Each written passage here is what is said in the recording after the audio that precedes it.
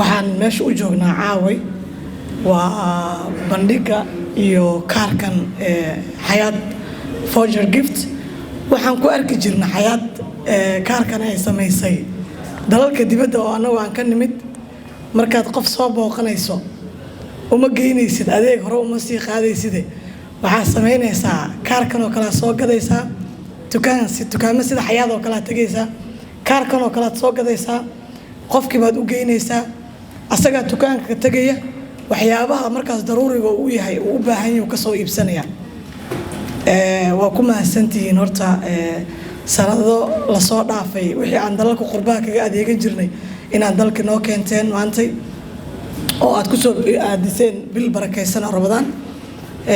dad badan oo waxaa jira aan tegi karin aysan waqtiga u saamaxaynin inay raashin inta soo gadaan ama qaybiyaan ama waqti geliyaan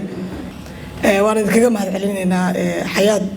waxay naga daba geysay adduunkii waaye badan aan ka dambeynay we proud of you leenahay groupka soo alifay ama mataqaana ID-gan soo minguuriyay ee keenay dalka marka deeqiyo dukaamaysi xora kaarka lagu keenay haddii rabtid waxa rabtid ku iibsan kartaa haddii raashin guri ku yaala kugu batay waxa rabtid ku gadan kartaa waa arkaysaan waxa idin leenahay halkaas ka sii wada insha Allah waan idin kala shaqeyn doonaa wax walba oo ku aadan business ideas ka aad iyo aad u mahadsantiin